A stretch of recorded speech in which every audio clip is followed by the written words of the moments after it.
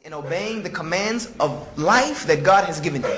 You obey God, therefore He will forgive you and admit you into paradise. This was the way the Bible taught it. Jesus taught the same thing. And then we get to Paul, and Paul writes a letter to the Galatians. And in this letter of Galatians, Paul rebukes the church at Galatia by saying to them, pretty much, if you translate the Greek, it says, "Oh, foolish Galatians." He calls them fools. He says, and he calls them fools because he asked them, why have you become so trapped up in this law? Why have you become so trapped up in this law, which is a curse? And Paul equates the law with a curse. And he says that this law is cursed. Therefore, Jesus came to free us from this curse by taking the curse upon himself. And then Paul quotes a verse from the Old Testament where he says, "For surely everything that hangeth on a tree is cursed." Because even Paul himself in the New Testament says that the crucifixion was a stumbling block for the Jews. He says this thing, the crucifixion, is a stumbling block for the Jews.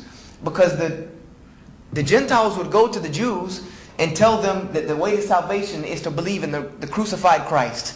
And they would laugh at them because by the law of the Old Testament, anything that goes on a cross, anything that is hung on a tree is cursed by God. So this was the entire reason that when they were taking Jesus to see what to do with him, that they were continuing to say crucify him. Because they were saying crucify him because they were telling them that if you want to discredit him, if you want to make him to be not who he says he is, and you want to prove that, then crucify him. Because if you can crucify him, he is not the Messiah. By our own book, if you can crucify him, he's not the Messiah. So this was why they said crucify him. And this, as Muslims, now we know that he was not crucified. Because by God's own law, he could not be crucified if he was the Messiah. And we believe him as the Messiah. So all these things came into huge conflict with me. This set off a whirlwind of conflict with me. So I was in a frenzy. And I started telling my friend, and he realized that I was in a Christian crisis, as to say. You know, I was in real crisis.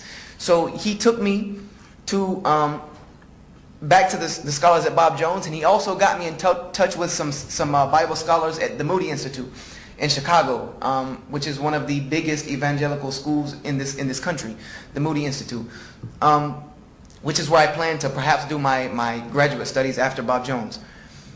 And they came together and they had, you know, an intervention, as to say, you know, they tried putting, they began to think, because I started to believe that this book cannot be from God.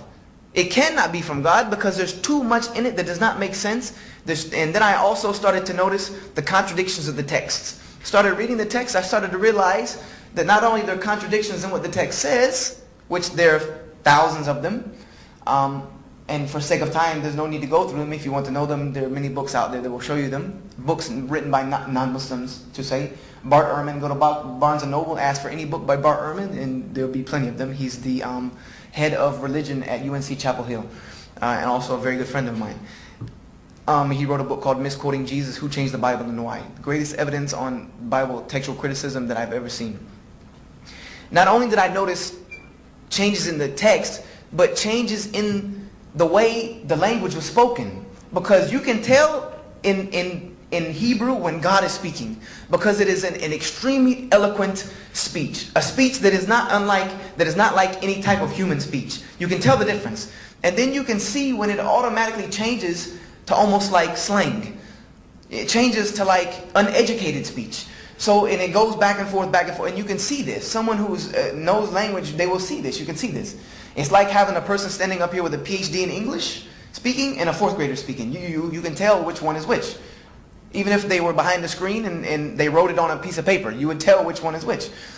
So they had a laying of hands session on me and everything to try to get these evil spirits that they said were in me out. And I ended up talking to one guy at Bob Jones University, and I don't want to give out his name because he will probably not be very happy with me saying that he is the person who wrecked my faith in Christianity. And he will not be very pleased if I were to give out his name and accredit that to him, because he's probably still a professor at Bob Jones. But he sat me down. He said, you know what, Brother Joshua? You're seeing all these things that are happening, mistakes, things that don't make sense, things that don't look right. And he said, you're going to see it, and you're going to continue to see it if you continue to read this book. He said, because this book was written by man's hands. And anything that has been touched by man's hands will have fingerprints still left on it. He said, so what happened was, when all these things you see wrong, is that somebody probably just made a mistake. He said the copy of the copy of the copy, the scribe who copied this person, this, so on and so forth, probably one of them made a mistake, and somebody copied his mistake and made his own mistake, and then that person compounded the other person's mistake, and maybe somebody came back and corrected one person's mistake and then added his own.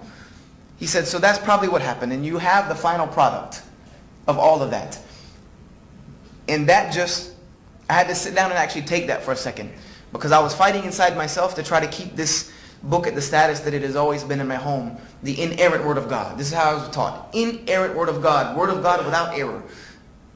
Revealed by divine inspiration through men and transcribed onto paper. And I began to realize that this was not the case. So needless to say, and for the sake of time, I left Christianity altogether. I decided that I knew God existed.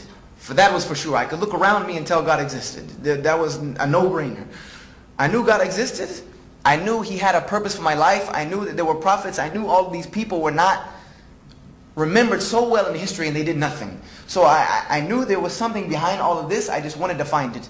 So I started studying every religion I could find. I went back to Judaism and studied Judaism, and I found the same thing that Jesus found. That there were parts of Judaism that was too tied up in the law, and they gave no room for spirituality. There was no room for spirituality left, because you just had to follow the law. You step this way, you step this way, you turn left, you turn right, that's it. And then there was other parts of Judaism that was so far gone in spirituality that the law was non-essential. So I knew there had to be a medium. I knew that God's true religion would be balanced, for sure. Because life is balanced. In order for life to exist in harmony, it must be balanced. So I moved on from Judaism. I studied Taoism, Confucianism, Buddhism, Zoroastrianism. I studied every type of ism. Anything that had an ism at the end, I tried to study it. I even studied Bushido because I'm a martial artist by profession. So I studied Bushido, the code of the samurai, all this other stuff. I even studied Wiccan, all of these different things. I studied all of them. And in every one of them, I would see glimpses of the truth. I would see glimpses. Kind of like a panhandler pandles for gold at a stream and he finds flakes. I would see flakes, but no nuggets. There was nothing. I was not hitting the core, as to say. And I don't want to discredit Islam. I don't want to discredit Islam because I went to the public library and pulled out a book on Islam. And this book said that Muslims, or it referred to them as Muslims, which for sake of time, I will just let you know is a very derogatory word in Arabic. It means one who oppresses others. Referred to them as Muslims, and it says that Muslims worship a moon god, and they bow their heads 5 times a day to a box in the desert, and they can have as many women as they want, and they're all Arab, and things of this nature. And what else did it say? That they can kill non-Muslims anytime, any place, in any way they wish without scrutiny, and that they would get 70 virgins in heaven and all this other stuff. So needless to say, I made it about 4 chapters in the book. I put the book back. Thank you very much. I took a one of the big fat magic markers and erased Islam off and said, I'm moving on. And I said to myself that if I convert to any other religion, Islam would not be the one, for sure. Thank you very much. I'm done with that one.